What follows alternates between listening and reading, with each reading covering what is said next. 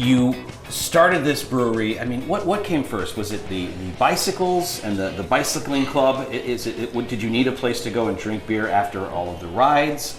Or did the beer inspire buying bicycles? Help me understand that, Gene. Okay, well,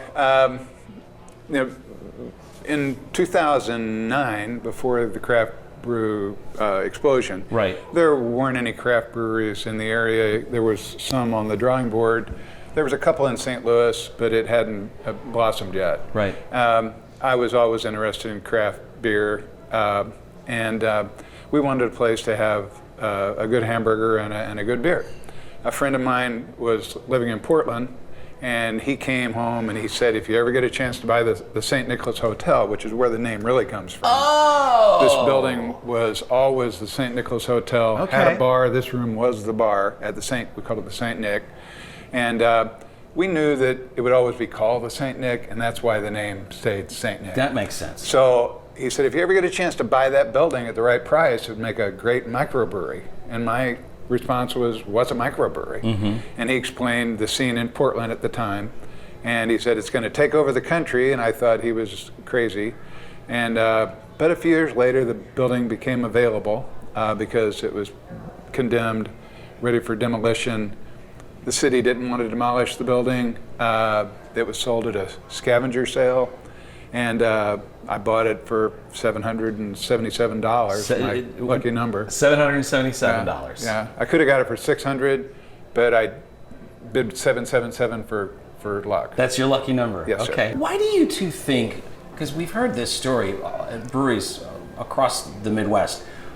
What is it about riding a bike and drinking a delicious craft beer? Why do they pair so well together? There's nothing like having a really good beer after a bike ride. When you're hot and you're thirsty and you want the carbs, but you also want to have a good time. It's just like, it goes hand in hand. Bikes plus beer equals St. Nick. I mean, it's really, truly just, there's just nothing like it. And breweries are friendly to cyclists, you know? Right. I mean, they are a place where they're friendly to us and understand the culture of riding there you ride for the beer. Some people do. Great food, great beer, and the occasional visit from a friendly ghost. We want to talk more about the beer, so we're going to talk to the brewers. But thanks so much for your time, and keep up the good work. This place is terrific. Thank you so much. Thank you. Yeah. Cheers. Yeah, cheers. We've talked about the food. We've talked about the building. We've talked about bikes. But we haven't really talked about the beer here at St. Nicholas Brewing Company. We have Carl, we have Ellen. You are the teamwork that makes the dream work here. Yes, sir. In terms of the beers that you're serving, not only here, but at the other locations. Yep, all three. When someone comes to Southern Illinois and they're here at St. Nick's, either here or the Chester location or at the airport, what would you say is like the go-to? What if they could only have one of your beers? God forbid they could only have one. What would it be? In my opinion, it's the Cadence Porter. I think our porter is one of the best porters out there. It's really well made. It's balanced, good chocolatey, roasty flavors. I think our porter is great. It's not maybe the go-to style that I would suggest. I would probably suggest the blonde or a lighter lager. But if you're asking my opinion, what the best beer we make is, it's the Cadence Porter. I would have to say the Trans Am Hazy IPA. That's my favorite.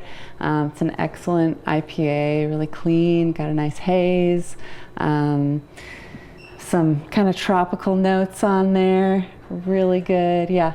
How much are you thinking about the food that gets served here in terms of pairing the beer that you make with the food that they're serving?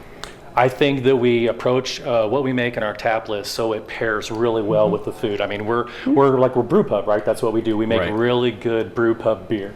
So yeah, we're definitely looking to make approachable beers. Things are going to pair well with a burger or a pizza. But also we like to color outside the box a little bit too. We need to get a little fun. Craft beer is fun. So a couple months ago we had our 500th batch here. So we did a hazy double IPA called the Tandem. It's a 7.9% beer. It's probably not something that we would normally do, but we wanted to have a little fun with it. But it also pairs well with some of our burgers and things. Yeah, 500 different beers. Wow. So you're all over the place. They let you do not only like the flagship beers that people have come to expect every time they're here, but like what percent of the tap list is rotating, would you guess? And what are the beers that you're always making? So we have 12 taps at every location. We have 5 flagship beers that we always make. The Trans Am is kind of the honorary 5th flagship is what I say. We have the 4, the blonde, the Porter, the Wii, and the Peloton.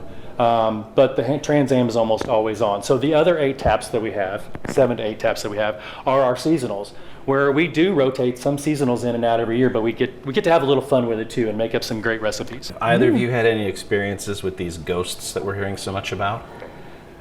I have not. I mean, there are, occasionally flickering lights and some thumping up in the attic, but I feel like, I don't know, you let them do their thing and like, hey guys, I see you, and just give them their space, and it's nothing horrible has ever happened.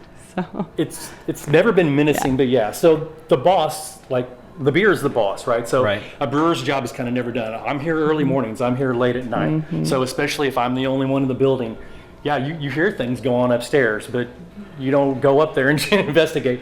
Well, listen, the beer's delicious, the food's delicious, it's a great time. Keep up the good work, and thanks so much for having us. Yeah, Thank you. Thank you. And here's where I say cheers.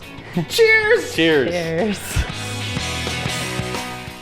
This room feels like a pavement cover, right? This is like wowie zowie right now. This is it makes all the sense in the world. Thank you so much. Thank you. Yeah. Cheers. Yeah, cheers. Oh, we got it done just before the train came. How about that?